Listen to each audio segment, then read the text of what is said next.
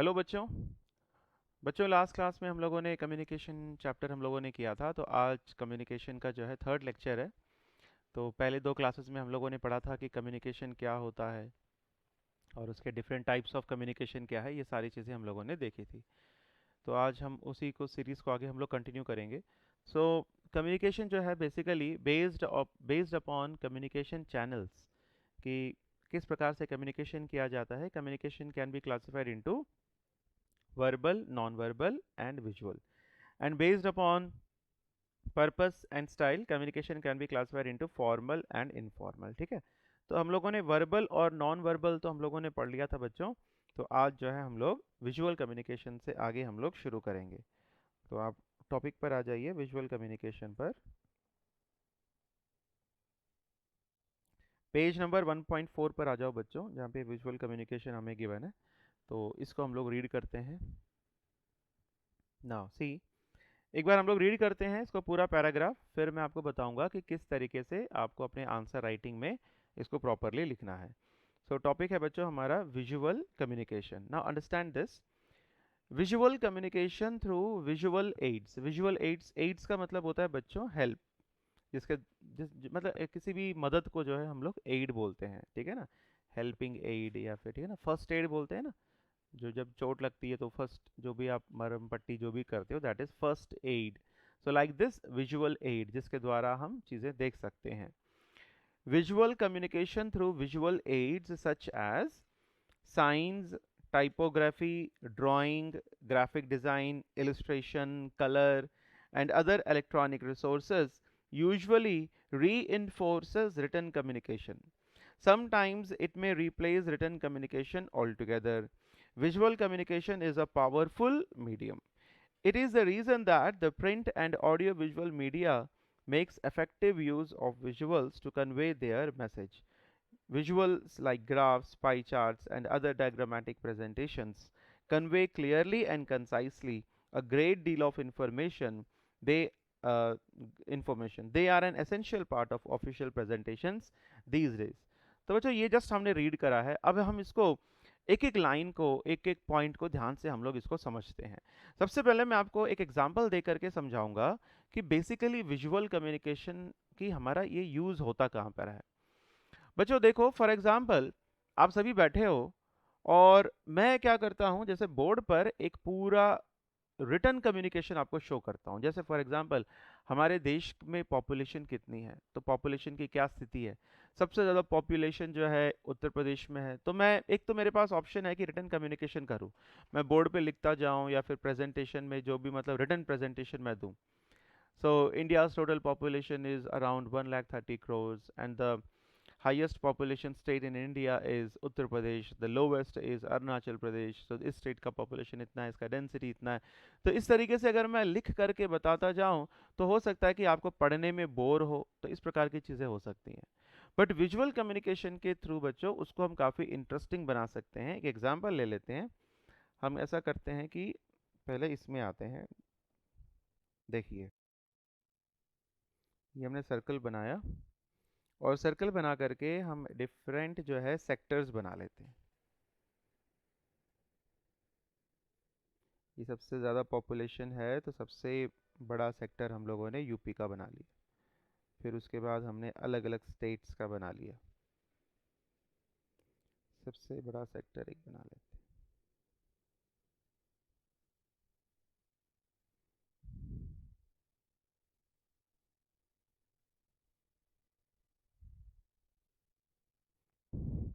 सबसे बड़ा स्टेट ये है, तो मैंने इसको क्या कर दिया, कलर कर दिया। इस तरीके से जैसे भी आप चाहे इसको।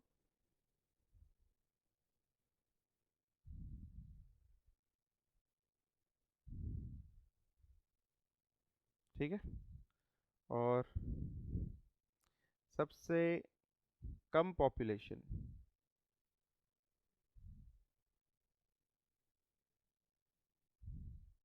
अब देखो बच्चों, मतलब मेरे पास एक ऑप्शन ये है कि मैं, अब ये जो पॉपुलेशन है ये है उत्तर प्रदेश की,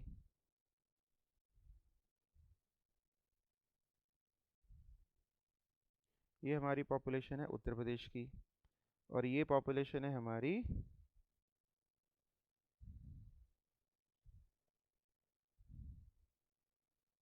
अरुणाचल प्रदेश की।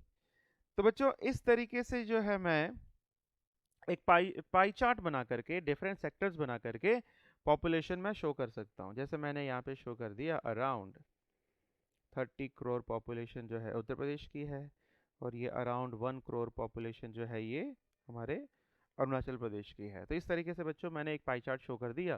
तो बच्चों आप खुद सोच के बताओ, अगर आपके पास एक रिटर्न में ऐसे है और या इस तरीके से आपके पास पाई चार्ट है, तो दोनों में से कौन सा ज़्यादा इफेक्टिव रहेगा? Definitely pie chart. आप डायरेक्टली सेक्टर्स के कलर को देख करके, उनके साइज को देख करके, उसके आगे कौन सा स्टेट का नाम लिखा हुआ है उसको देख करके बड़े आराम से पता कर सकते हो किस स्टेट की कितनी ज़्यादा पॉपुलेशन है।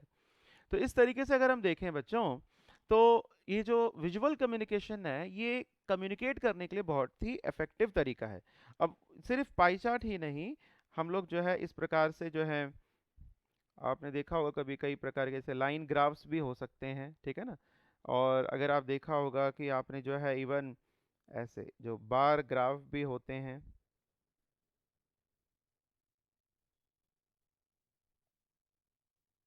है ना। तो ये सारी चीज़ें बच्चों, चाहे पाई चार्ट हो, लाइन ग्राफ हो, बार ग्राफ हो, इन सभी के माध्यम से जो है हम लोग कम्युनिकेशन कर सकते हैं। तो आई थिंक क्लियर है बच्चों, तो किस तरीके से कम्युनिकेशन जो है विजुअल कम्युनिकेशन हम लोग करते हैं। विजुअल कम्युनिकेशन बेसिकली हम लोग पाई चार्ट के द्वारा, बार ग्राफ के द्वारा, लाइन ग्राफ के द्वारा, इन सभी के द्वारा जो है विजुअल कम्युनिकेशन हम लोग कर सकते हैं। ओके, तो अब हम इसको पढ़ के देखते हैं किस तरीके से आपको इसको एग्जाम के पॉइंट ऑफ व्यू से आपकी आंसर राइटिंग करनी है। देखो, ये हमारा टॉपिक है विजुअल कम्युनिकेशन। इसको वैसे तो हमने रीड कर लिया, बट बच्चों आपको एग्जाम में किस तरीके से लिखना है ये मैं आपको बता देता हूँ। नाउ सी, बिल्कुल ध्यान से देखना, जैसे जितना मैं टिक करा रहा हूँ उतना ही आपको करना है। यहाँ से आप टिक करेंगे, visual communication through visual aids such as, such as तक आप लिखोगे। मैं थोड़ा सिंप्लीफाई करने के लिए कोशिश कर रहा हूँ। सच एज ड्राइंग, आपका क्या हो गया? Such as drawing. फिर उसके बाद आप सीधा क्या करो बच्चों, यहाँ पे आ जाओ, such as drawing, graph, pie chart and other diagrammatic presentations convey clearly and concisely a great deal of information. तो बच्चों ये जो जितना मैंने टिक करा है ये आपकी फर्स्ट पॉइंट हो जाएगा विजुअल कम्युनिकेशन। जब भी आपको विजुअल कम्युनिकेशन पे क्वेश्चन आता है तो this will become your first point. मैं दोबारा रिपीट कर रहा हूँ कैसे ही आपका फर्स्ट पॉइंट बनता है। Visual communication through visual ads such as drawing, graph, pie chart, other diagrammatic presentations convey clearly and concisely a great deal of information। तो हम क्या लिख सकते हैं? Visual communication through visual aids such as drawing, graph, pie chart and other diagrammatic presentation। चार चीजें हो गई, क्या क्या है? Such as drawing, pie chart, drawing, graph, pie chart and other diagrammatic presentations convey clearly and concisely. और ये सारी चीजें क्लियरली और कंसाइसली बहुत ज्यादा इंफॉर्मेशन जो है प्रेजेंट करते हैं। Concisely a great deal of information. तो बच्चों ये आपका हो गया फर्स्ट पॉइंट, ठीक है। फिर इसके बाद सेकंड पॉइंट में आप क्या लिखोगे? यहां से sometimes it may replace written communication altogether. It का मतलब कौन है बच्चों यहाँ पे? It is nothing but visual communication. Sometimes visual communication may replace written communication altogether. कई बार जो है विजुअल कम्युनिकेशन जो है वो रिटन कम्युनिकेशन को पूरी तरीके से जो है रिप्लेस कर सकता है। फिर आप थर्ड पॉइंट बच्चों जो आपका है, visual communication is a powerful medium, no doubt about it. आपके सामने एक ऐसे राइटिंग है और दूसरा आपके सामने एक पाई चार्ट बना हुआ है। इन दोनों में से कौन सा है जो क्लियरली और कंसाइसली आपको कोई इंफॉर्मेशन दे सकता है? सो नो डाउट वो आपका विजुअल कम्युनिकेशन है, यानी कि वो पाई चार्ट है। इसलिए हम क्या कह सकते हैं? Visual communication is powerful medium. फिर बच्चों इसका फोर्थ लाइन जो है हम लिखेंगे, they are an essential part of official presentations these days. मतलब इन दिनों, ऑल दीज डेज जो है visual communication is essential part of official presentation. इन दिनों विजुअल कम्युनिकेशन जो है बच्चों ये ऑफिशियल प्रेजेंटेशंस का एक एसेंशियल, एक इम्पॉर्टेंट जो है ये पार्ट है, ठीक है, तो टोटल कितने पॉइंट्स हो गए बच्चों? इसमें 4 पॉइंट हो गए। पहला पॉइंट क्या है? Visual communication through visual aids such as drawing, graph, pie charts, and other diagrammatic presentations convey clearly and concisely a great deal of information। तो ये पूरा बच्चों एक पॉइंट आपका बनेगा। आप ऐसा नहीं करना यहाँ तक रोक दिया, नहीं, ड्राइंग के बाद सीधा ग्राफ पर आ जाओ, ठीक है ना। Drawing, graph, pie chart and other diagrammatic presentations convey clearly and concisely a great deal of information. तो यहाँ तक। उसके बाद सेकंड पॉइंट क्या है बच्चों? Sometimes it may replace written communication altogether. फिर आगे लिखा है visual communication is powerful medium. फिर आगे लिखा है they are an essential part of official communication these days. इन दिनों जो है विजुअल कम्युनिकेशन जो है ऑफिशियल प्रेजेंटेशन का एसेंशियल पार्ट है। तो बच्चों इतने लाइन, ये 4 पॉइंट जो हैं बच्चों आपको आपके आंसर्स में लिखना है जब भी आपको विजुअल कम्युनिकेशन, या तो विजुअल कम्युनिकेशन आपको 2 मार्क्स में पूछा जाएगा बच्चों, या तो 3 मार्क्स में पूछा जाएगा। So this much information is more than sufficient, ठीक है ना। तो इस तरीके से बच्चों हम लोगों ने जो 3 हमारे टाइप्स ऑफ कम्युनिकेशन है on the basis of channel, वो हम लोगों ने कर लिए हैं। और so on the basis of channel communication can be classified into, पहला हो गया बच्चों हमारा वर्बल, दूसरा हो गया नॉन वर्बल, और तीसरा हो गया हमारा visual communication.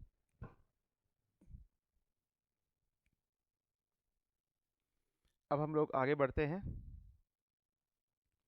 On the basis of purpose and style, on the basis of purpose and style, communication can be classified into formal and informal। on the basis of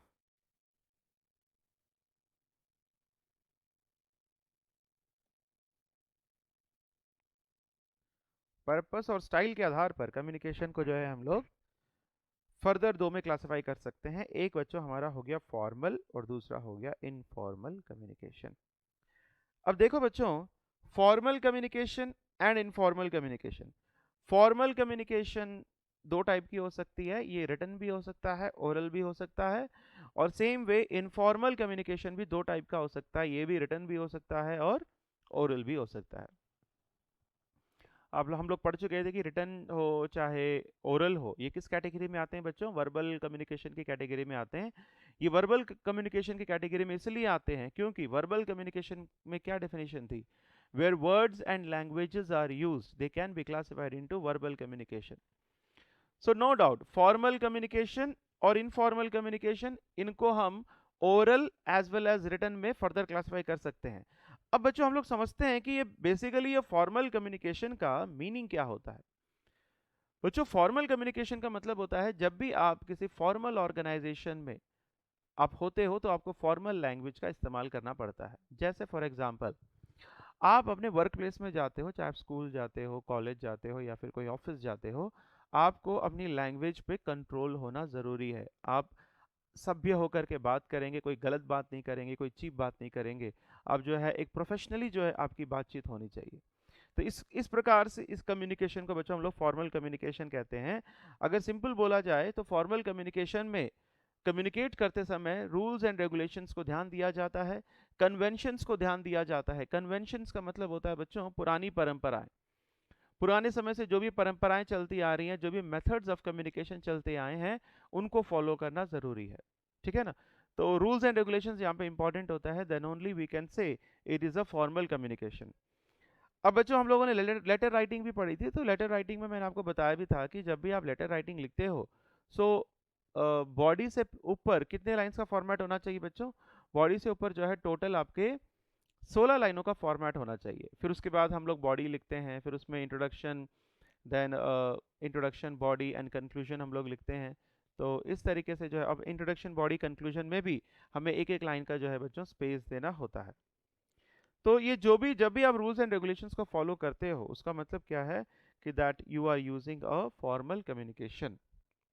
अब देखते हैं फॉर्मल कम्युनिकेशन की definition. Directly आप क्या करो, ये जो 2 paragraphs हैं बच्चों, ये आपको लिखने की ज़रूरत नहीं है एग्जाम के पॉइंट ऑफ व्यू से, भले ही आप इसको जस्ट रीड कर लो, ठीक है ना। बट हम लोग देखते हैं सीधा फॉर्मल और इनफॉर्मल कम्युनिकेशन की डेफिनेशन क्या है। This is important for your examination. Formal communication, now see, formal communication both oral and written. पहले मैं आपको ये बता दूं, फॉर्मल कम्युनिकेशन दोनों हो सकता है। फॉर्मल कम्युनिकेशन ओरल भी हो सकता है और रिटन भी हो सकता है। देखो बच्चों, होता क्या है कि जब आप अपने ऑफिस स्पेस में, ऑफिस में जाकर के बात करते हो, बॉस से बात करते हो, तो देन डेफिनेटली आप अपने लैंग्वेज को कंट्रोल करने की कोशिश करोगे। आप सोचोगे कि यार किस तरीके से बोला जाए, कौन से अच्छे शब्द हैं जिनका मैं इस्तेमाल कर सकता हूँ।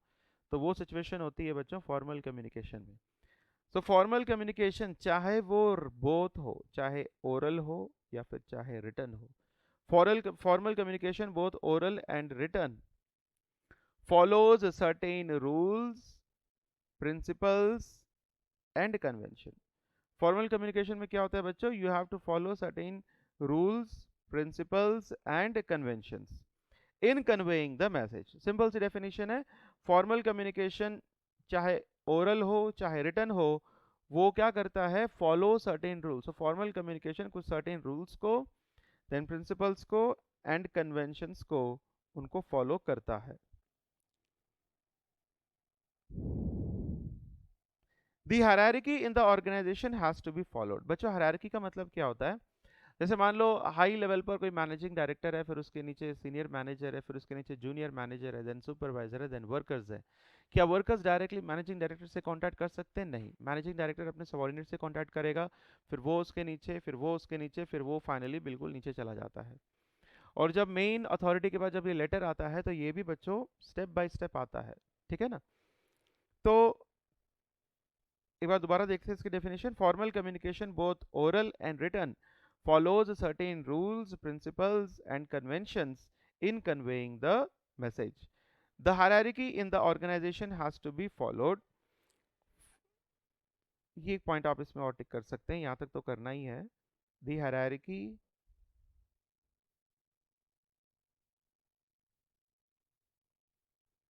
hierarchy in the organization has to be followed।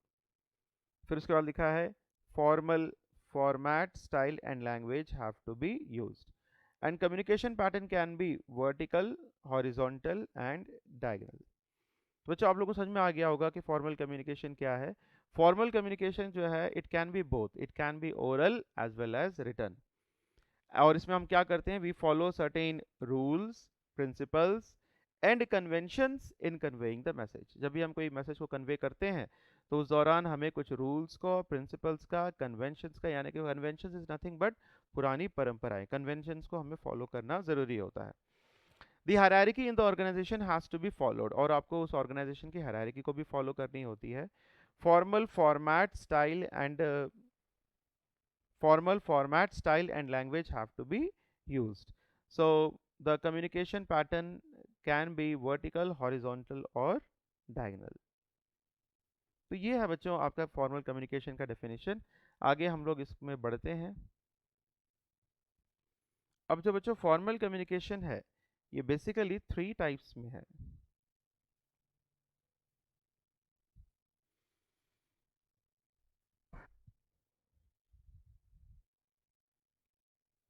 देखो बच्चों, फॉर्मल कम्युनिकेशन कितने प्रकार का है, वर्टिकल है, हॉरिजॉन्टल है और डायगोनल है, ठीक है। पहले हम बात करते हैं वर्टिकल को। नाउ सी, वर्टिकल का मतलब होता है बच्चों, पहले से एग्जांपल ले लेते हैं। जैसे मान लो एक गांव में एक जो सेंसस के जो एन्यूमरेटर्स है, मतलब वो जनसंख्या का ब्यौरा वो ले रहे हैं। तो गांव में जब आप जाते हैं, जो एन्यूमरेटर्स को बेचा जाता है, तो वो एक गांव में हर एक घर में जाकर के पूछते हैं कि भाई आपके घर में कितने सदस्य हैं।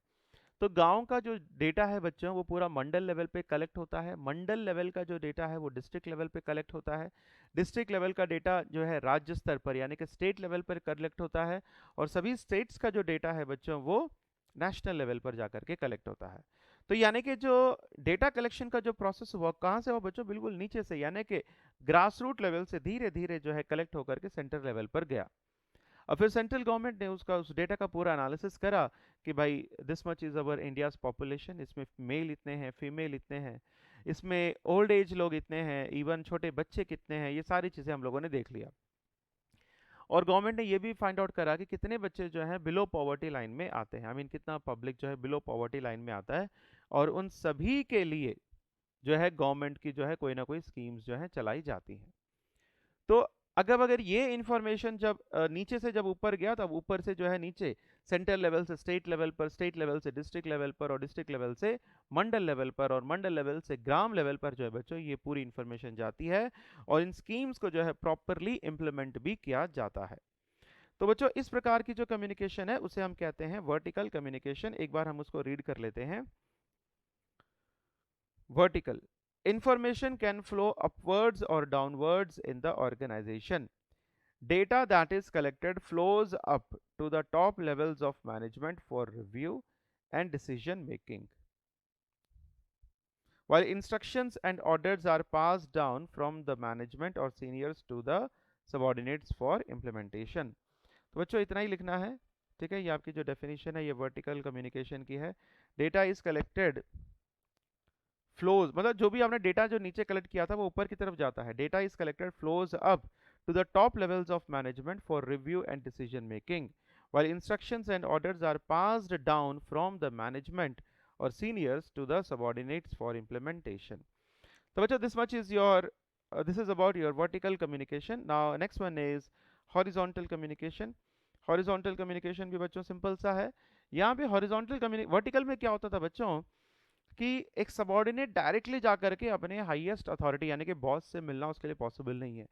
सबॉर्डिनेट अपनी इन्फॉर्मेशन सुपरवाइजर को देगा, सुपरवाइजर जूनियर मैनेजर को, जूनियर मैनेजर मैनेजर को, then manager will go to the MD, managing director के पास वो जाता है। तो इसमें क्या होता है वर्टिकल में बच्चों, एक तरीके से टाइम वेस्ट भी बहुत होता है।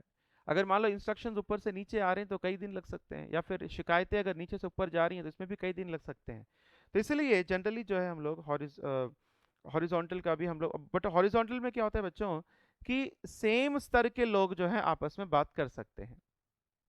इसका एक एग्जांपल ले लेते हैं। For example, there is an organization, एक ऑर्गेनाइजेशन में एक तरफ है सेल्स डिपार्टमेंट और दूसरी तरफ है परचेज डिपार्टमेंट।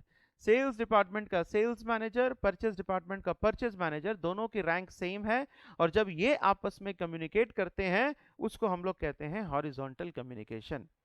ठीक है, अब इसको हम लोग रीड करके देखते हैं।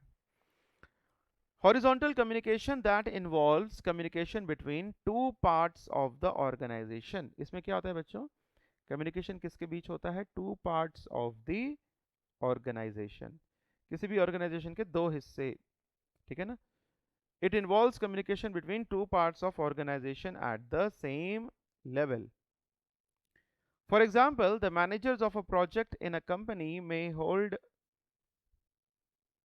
hold a regular daily, weekly or monthly meeting to discuss the progress of the project. अब यहाँ पे क्या होता है कि मैनेजर्स हैं, सभी एक ही लेवल के मैनेजर्स हैं, वो मान लो कोई प्रोजेक्ट बना रहे हैं और उसमें क्या होता है वो सभी आपस में मिलते हैं, चाहे डेली मिलें, चाहे वीकली मिले या मंथली मिले, आपस में मीट करके फिर वो उसके ऊपर जो है डिस्कशंस करते हैं। तो बच्चों हॉरिजॉन्टल कम्युनिकेशन में यही है कि एक ही डिपार्टमेंट के अलग अलग जो सेगमेंट्स होते हैं उनके जो हेड्स हैं जो सेम लेवल पर होते हैं, जो मैनेजर लेवल पर होते हैं, वो जब आपस में कम्युनिकेट करते हैं उसे बच्चों हम लोग कहते हैं horizontal communication. As the last जो बच्चों हमारा कम्युनिकेशन है इस पर्टिकुलर टॉपिक में वो है हमारा डायगोनल कम्युनिकेशन। अब देखो डायगोनल कम्युनिकेशन इन्होंने एक वर्ड यूज किया है, cross functional communication. Cross functional communication का मतलब क्या होता है बच्चों कि एक सबॉर्डिनेट, एक जो बिल्कुल नीचे स्तर का जो एम्प्लॉय है वो डायरेक्टली हायर लेवल एम्प्लॉय से जो है वो कम्युनिकेट वो नहीं कर सकता है। क्रॉस फंक्शनल मतलब एक ऐसे लोग जिनकी रैंकिंग अलग अलग है और जिनके फंक्शंस अलग अलग हैं, वो डायरेक्टली किसी से भी जाकर के कांटेक्ट कर सकते हैं। तो इस प्रकार के कम्युनिकेशन को बच्चों हम लोग जो है क्रॉस फंक्शनल कम्युनिकेशन या फिर डायगोनल कम्युनिकेशन जो है हम लोग इसको कहते हैं। इसका बेस्ट यूटिलाइजेशन जो है बच्चों, अगर आज आप देखोगे जितनी भी बड़ी बड़ी कंपनीज होती हैं जहाँ पे कई सारे एम्प्लॉयज होते हैं, वहाँ पर जो है डायगोनल कम्युनिकेशन का इस्तेमाल किया जाता है। जैसे मान लो अगर कोई बहुत ही जूनियर इंजीनियर है, अगर कोई इंपॉर्टेंट रिपोर्ट पर कोई डिसीजन लेना है, अगर वो हायरार्की को फॉलो करेगा, स्टेप बाय स्टेप जाएगा, तो हो सकता है कि हायर अथॉरिटी को ये इन्फॉर्मेशन मिलते मिलते काफ़ी देर हो चुकी है। बट अगर डायगोनल कम्युनिकेशन है तो that senior engineer can directly go to the MD of the company and he can discuss that matter with him. So एक बार इसको हम लोग रीड करके देखते हैं।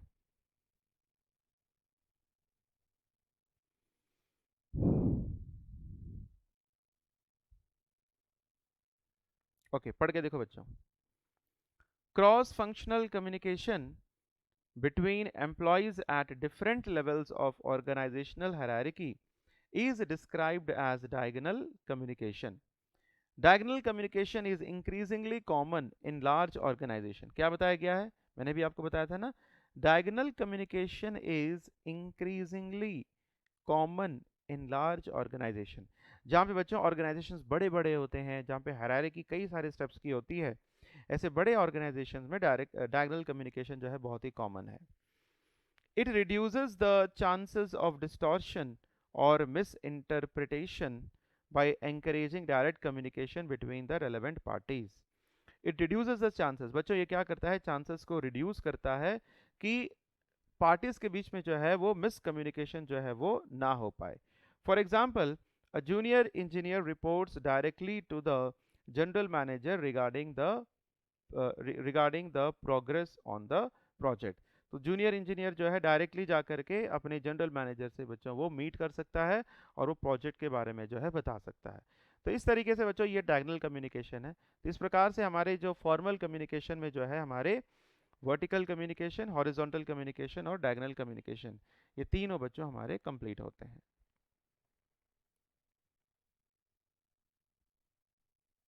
अब बच्चों हमारा फॉर्मल कम्युनिकेशन के बाद जो है नेक्स्ट जो हमारा आता है इनफॉर्मल कम्युनिकेशन. ओके, अब इनफॉर्मल कम्युनिकेशन क्या होता है इसको भी हम लोग जो है देख लेते हैं. इनफॉर्मल कम्युनिकेशन इज, ध्यान से देखना बच्चों, informal communication is casual, friendly and unofficial. तीन पॉइंट्स बच्चों यहाँ पे इंपॉर्टेंट है. इनफॉर्मल कम्युनिकेशन कैसा है? इनफॉर्मल कम्युनिकेशन पहले तो कैजुअल है, फ्रेंडली है और अनऑफिशियल है. Casual means spontaneous communication. जब भी आपके मुंह में जो भी आ जाए आप बेझिझक जब आप बोल देते हो उसको बच्चों हम लोग कहते हैं कैजुअल. देन फ्रेंडली, बिल्कुल दोस्ताना व्यवहार है, आपके सामने आपको कोई बॉस नहीं है, आपको किसी प्रकार की कोई झिझक नहीं है, कोई शर्माने की बात नहीं है, ना कोई डरने की बात है, आप बिल्कुल फ्रेंडली होकर के बोल सकते हो. एंड अनऑफिशियल, कुछ भी बोल सकते हो. So informal communication, informal communication is the casual, friendly and unofficial. फिर आगे लिखा इट इज स्पॉन्टेनियस कॉन्वर्जेशन. बच्चों जब आप अपने दोस्तों से बात करते हो, जब आप दोस्तों के साथ मिलने उसके घर जाते हो या सड़कों पे मिलते हो, कहीं पार्क में मिलते हो, तो क्या आप अपने दोस्त से बात करते समय कई बार सोचते हो कि मुझे उसको क्या बोलना है और कैसे बोलना है? हम बिल्कुल नहीं सोचते हैं. और कम्युनिकेशन इज स्पॉन्टेनियस, जो हमारे मन में आता है उसको हम लोग तुरंत जो है बोल देते हैं.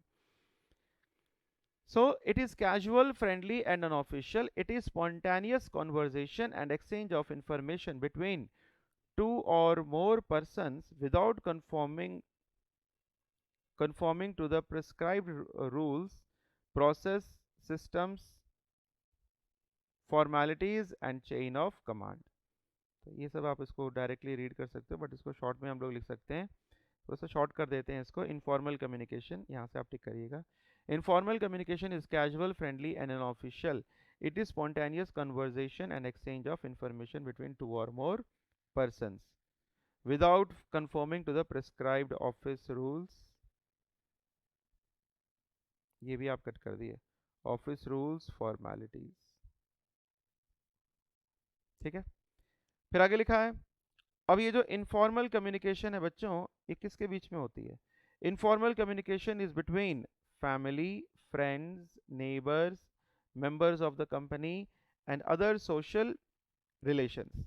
इनफॉर्मल कम्युनिकेशन जो है बच्चों, ऑब्वियस सी बात है ऑफिस में तो हम करेंगे नहीं. हम किसके बीच में करते हैं इनफॉर्मल कम्युनिकेशन?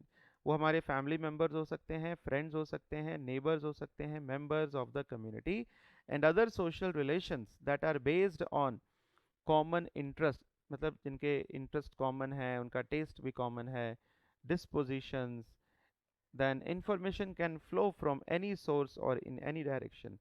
आप जब इनफॉर्मल कम्युनिकेशन की बात करते हो जहाँ पर कोई रूल्स एंड रेगुलेशंस नहीं होता है, कोई भी कहीं से भी कुछ भी आपको बोल सकता है and you have to listen that. Okay, तो इस तरीके से बच्चों ये हमारा इनफॉर्मल कम्युनिकेशन हो गया. बट बच्चों एक बहुत ही इंपॉर्टेंट पॉइंट जो इनफॉर्मल कम्युनिकेशन के अंदर आता है उसे हम कहते हैं ग्रेप वाइन गॉसिप. आपको अलग सा क्वेश्चन आ सकता है बच्चों इसमें, what is grapevine communication? लिख देते हैं इसको.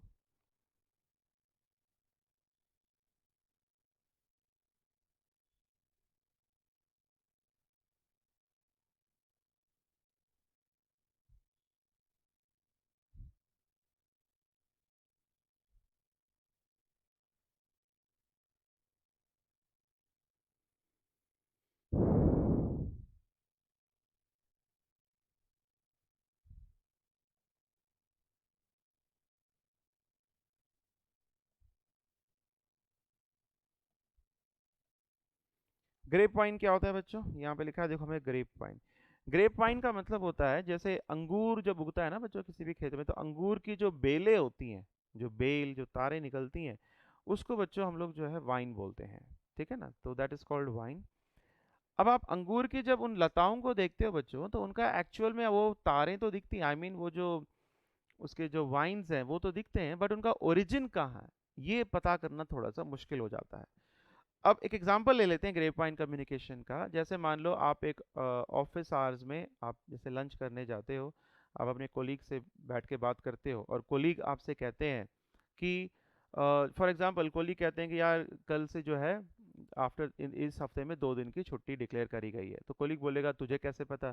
तो आप बोलेगे नहीं ये उड़ती उड़ती खबर आई है, एग्जैक्टली आई डोंट नो कि किसने ये बोला है, बट आई हर्ड इट। सो इस प्रकार की चीज़ें जो होती हैं बच्चों, उसको हम लोग अफवाह कहते हैं। अफवाह कहना, तो इसी को हम लोग जो है एक तरीके से ग्रेप वाइन गॉसिप भी कह सकते हैं या फिर ग्रेप वाइन कम्युनिकेशन भी कह सकते हैं। ओके, तो इसको भी हम लोग पढ़ लेते हैं। So employees in an organisation interact with each other outside the formal domain. बच्चों पहले हम समझते हैं कि ये फॉर्मल डोमेन होता क्या है। फॉर्मल डोमेन का मतलब होता है बच्चों, जैसे मान लो आप एक ऑफिस ऑफिस की बिल्डिंग में हो, तो ऑफिस में जिस समय आप बैठ करके काम कर रहे हो, तो वो पर्टिकुलर एरिया बच्चों आपका फॉर्मल डोमेन कहता है। बट आप उसी बिल्डिंग में जब आप कैंटीन में जा करके खाना वगैरह खाते हो और कैंटीन में आप अपने किसी भी कोलीग्स के साथ ऑफिसर के साथ बैठ करके आप बात करते हो, वो बच्चों आपका इनफॉर्मल डोमेन हो जाता है। ठीक है ना, तो उसको हम कहते हैं outside the formal domain. Employees in an organization interact with each other outside the formal domain. Such communication is called grapevine gossip in the office. तो बच्चों क्या बताओ, क्या ये जो गपशप हम लोग ऑफिस में करते हैं, क्या ये ज़रूरी होता है या ज़रूरी नहीं है? Definitely it is important, because हर व्यक्ति जो है बच्चों एक सोशल एनिमल है, और जब सोशल एनिमल मतलब जो सामाजिक हम लोग तत्व होते हैं, तो हमें इधर उधर की बातें भी करनी ज़रूरी हो जाती है। तो such communication is a grapevine gossip in the office. Employees of different departments and varied levels meet and discuss matters casually and informally. The grapevine satisfies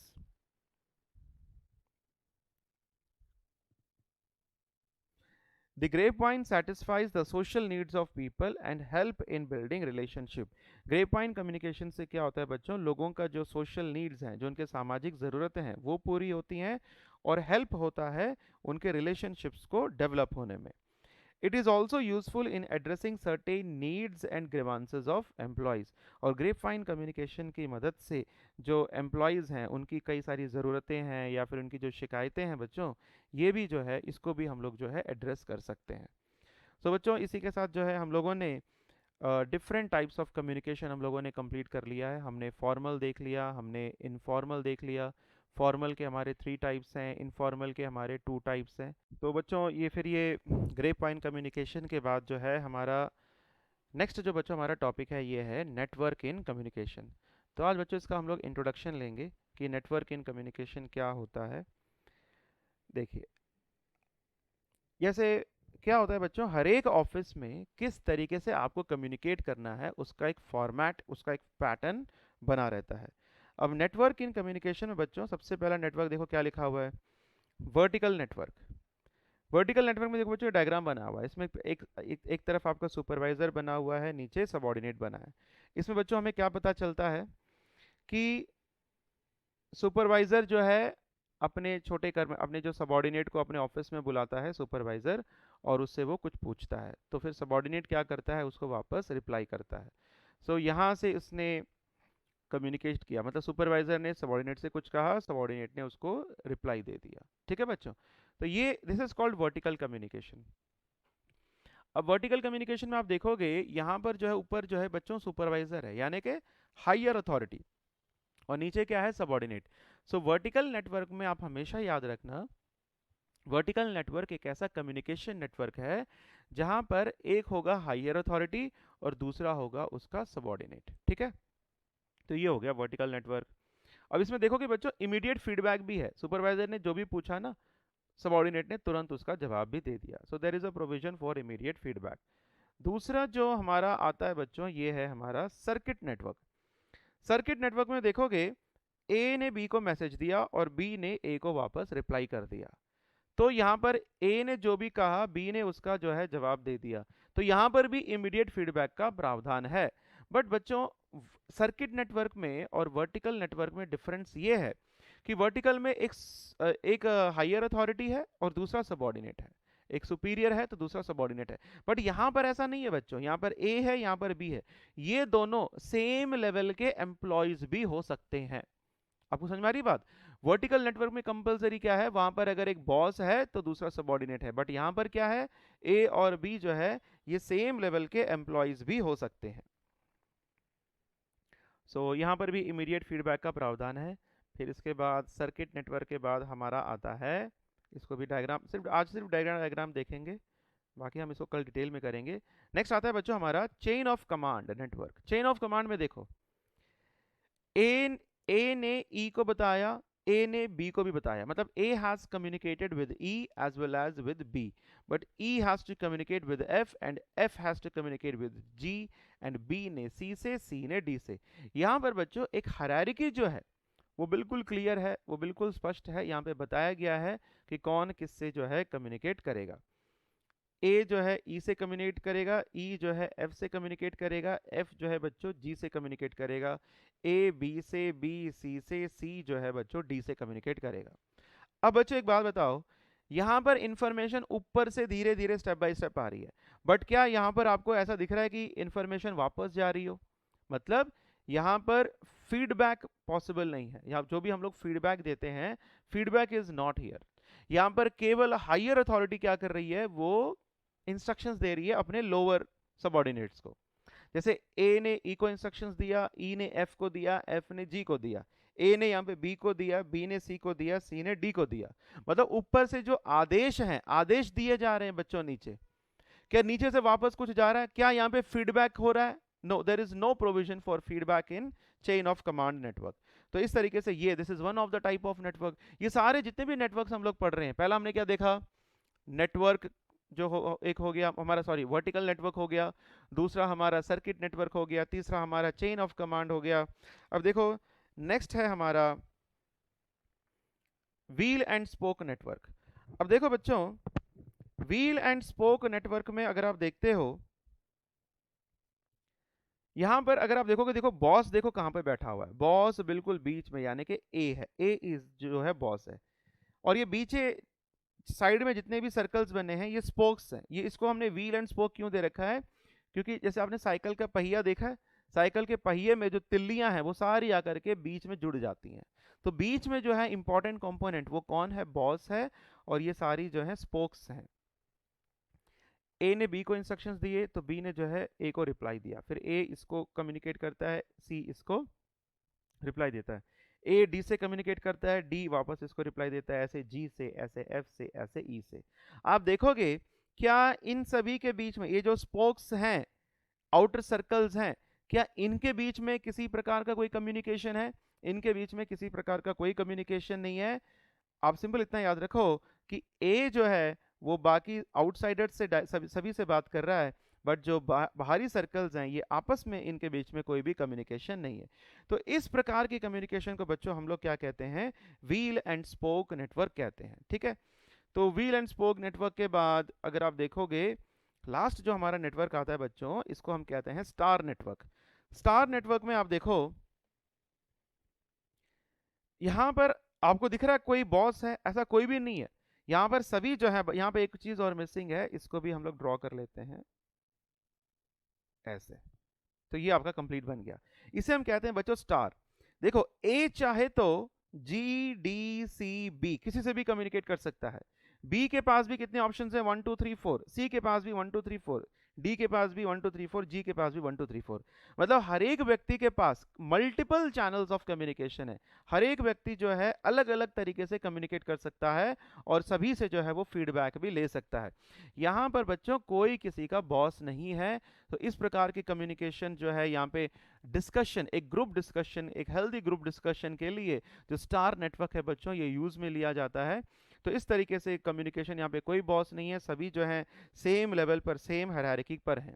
ठीक है, तो बच्चों इस तरीके से जो है हमारा ये स्टार कम्युनिकेशन भी होता है। बाकी कल जो है हम लोग इसके डिटेल्स में हम देखेंगे कि आपको एग्जाम के लिए किस तरीके से इसको लिखना होता है। तो there are 5 types of communication networks. तो 5 प्रकार के कम्युनिकेशन नेटवर्क्स हम लोग देख लिए। एक बार जस्ट हम इसकी डेफिनेशन भी देख लेते हैं। A communication A communication network refers to, पहली 2 लाइनें बच्चों इसकी जो डेफिनेशन है, a communication network refers to the method and pattern used by members of an organization to pass on information to other employees in the organization। communication network क्या होता है बच्चों? communication network एक मेथड और एक pattern है। Communication network is a method और pattern, और किसके द्वारा यूज किया जाता है? Used by members of an organization to pass on information to other employees in the organization. तो ये जो है बच्चों आपकी कम्युनिकेशन की डेफिनेशन है। नेक्स्ट क्लास में इसको हम लोग डिटेल में देखेंगे किस तरीके से जो है हमको एग्जाम के पॉइंट ऑफ व्यू से हमको इनको स्टडी करना है। ठीक है बच्चों, बाकी हम लोग नेक्स्ट क्लास में मिलते हैं। तो ये हमारे डिफरेंट टाइप्स ऑफ कम्युनिकेशन, आप इसको एक बार गो थ्रू करके आइएगा, इसको हम कल डिटेल में करेंगे।